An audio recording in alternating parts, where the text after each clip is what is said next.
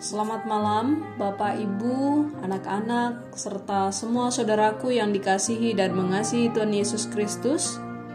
Pada malam hari ini saya, Pendeta Ike, kembali berjumpa dengan saudara-saudara dan mengajak saudara-saudara untuk bersatu hati dalam doa. Namun sebelumnya saya mempersilahkan saudara untuk mengambil saat teduh secara pribadi.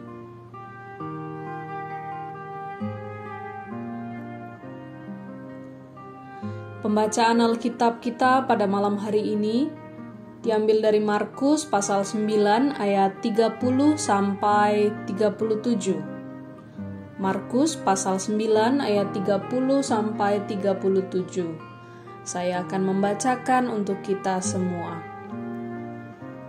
Yesus dan murid-muridnya berangkat dari situ dan melewati Galilea, dan Yesus tidak mau hal itu diketahui orang, sebab ia sedang mengajar murid-muridnya.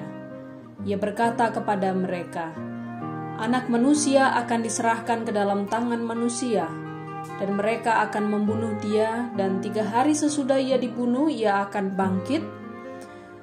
Mereka tidak mengerti perkataan itu, namun segan menanyakannya kepadanya. Kemudian tibalah Yesus dan murid-muridnya di Kapernaum.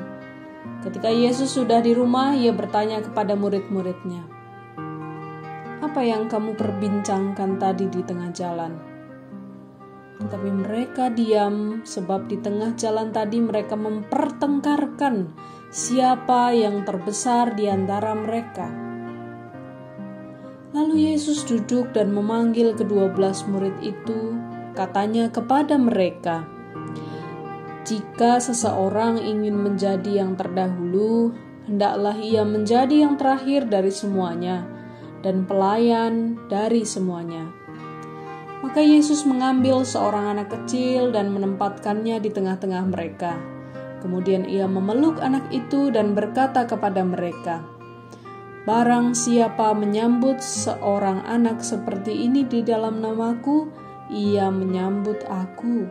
Dan barang siapa menyambut aku, bukan aku yang disambutnya, tetapi dia yang mengutus aku." Demikianlah sabda Tuhan bagi kita semua.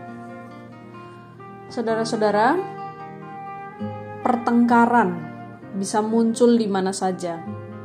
Dalam pergaulan dengan masyarakat luas, ketika kita merasa tersinggung karena dihina atau hak kita diinjak-injak. Pertengkaran dalam rumah tangga mungkin menjadi pertengkaran yang paling banyak terjadi. Kedengarannya agak aneh, tapi ya itu yang terjadi di tengah-tengah kehidupan kita. Ini yang nyata. Mengapa aneh? Aneh sebab orang yang serumah dengan kita sebetulnya merupakan orang terdekat yang seharusnya kita sayang. Tetapi justru mereka yang malah kita sering bertengkar dan berkelahi dengan keluarga sendiri. Nah, saudara-saudara, bicara tentang pertengkaran dengan orang yang paling terdekat dengan diri kita, pertengkaran juga terjadi di tengah relasi para murid yang begitu akrab. Apa yang mereka pertengkarkan? Yang mereka pertengkarkan adalah siapa yang terbesar di antara para murid. Mari kita bayangkan perasaan Yesus pada waktu itu. Yesus berada di tengah-tengah pertengkaran para murid. Sudah barang tentu Yesus dengan penuh pilu di dalam perjalanannya ke Yerusalem. Dia mulai mewartakan penderitaannya. Dia menuruni sebuah lereng curam ke lembah maut. Tapi di saat yang bersamaan, para murid justru berdesak-desakan untuk menaiki bukit kehormatan. Mereka mempertengkarkan siapa yang terbesar di antara mereka. Saudara, bayangkan perasaan Yesus pada waktu itu.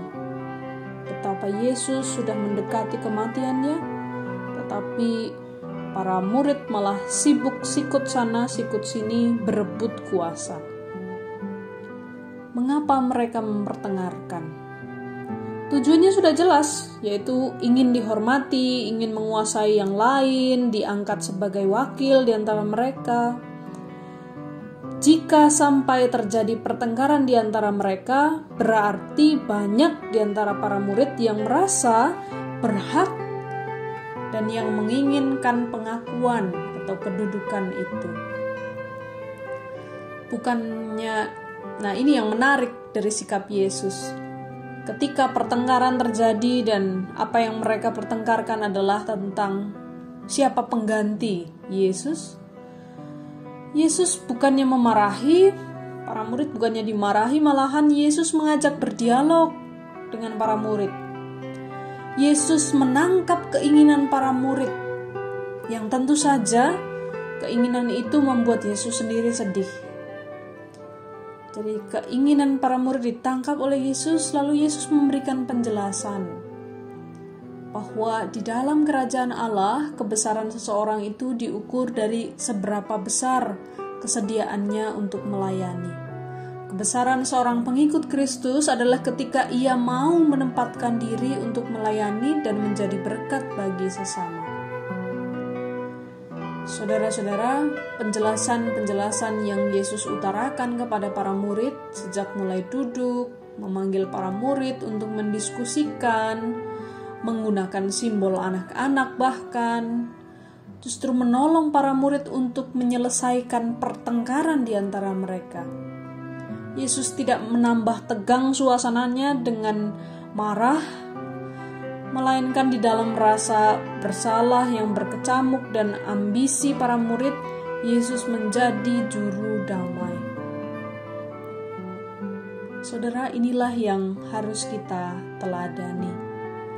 Panggilan kita saat ini adalah bagaimana kita menjadi pembawa damai dalam sepanjang perjalanan kehidupan yang selalu punya potensi terjadi pertengkaran dan konflik. Ketika terjadi ketegangan di sekitar kita, jadilah oase yang menyejukkan. Kalaupun saudara mau menjadi provokator, ya itu juga boleh, tetapi provokator perdamaian. Jadilah oase di tengah potensi pertengkaran. Tuhan menolong kita.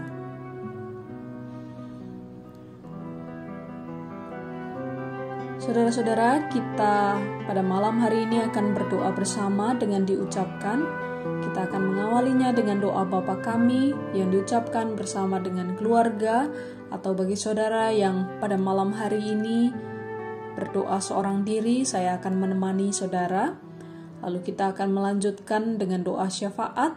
Saudara juga merespons dengan mengucapkan, "Ya Tuhan, dengar dan kabulkanlah doa kami."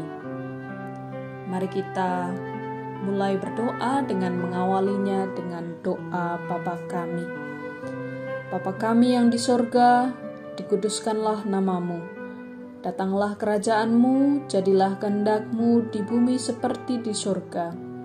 Berikanlah kami pada hari ini makanan kami yang secukupnya, dan ampunilah kami akan kesalahan kami, seperti kami juga mengampuni orang yang bersalah kepada kami.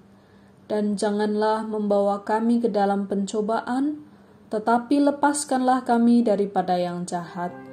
Karena Engkaulah yang punya kerajaan dan kuasa dan kemuliaan sampai selama-lamanya. Amin. Ya Tuhan, di tengah situasi pandemi COVID-19 ini yang membuat komunikasi menjadi serba terbatas, setiap orang menaruh curiga satu dengan yang lain, kami mohon, tolonglah kami agar menjadi oase yang sejuk. Ketika gesekan-gesekan terjadi di keluarga kami, di gereja kami, bahkan di pekerjaan kami mohon, jangan biarkan kami menjadi manusia yang mudah tersulut emosi. Namun ajarlah kami untuk menguasai diri kami dengan meneladan apa yang Yesus lakukan terhadap para murid. Dalam pengasihan-Mu kami mohon. Ya Tuhan, dengarkan dan kabulkanlah doa kami. Ya Tuhan yang Maha Penyayang, di tengah pandemi COVID-19 ini kami berdoa untuk anak-anak yang berjuang dalam memperoleh akses pendidikan. Kami bersyukur bahwa pemerintah telah memenuhi janji dengan menyediakan kuota belajar untuk para murid dan guru. Namun kami juga sadar bahwa tidak semua murid memiliki gawai handphone. Kami berdoa untuk para orang tua yang berusaha memberikan fasilitas belajar bagi anak-anak mereka. Berkati juga guru-guru yang dengan segala daya dan upaya menciptakan metode pembelajaran yang dapat diakses oleh anak-anak. Tuhan merahmati mereka dengan semangat dan kreativitas. Dalam pengasihan-Mu kami mohon. Ya Tuhan, dengarkan dan kabulkanlah doa kami. Ya Tuhan, malam hari ini kami hendak beristirahat. Kiranya Tuhan menjaga malam kami bersama orang-orang yang kami kasihi. Ampuni jika sepanjang hari ini begitu banyak kesalahan dan dosa yang kami lakukan yang melukai hati orang lain.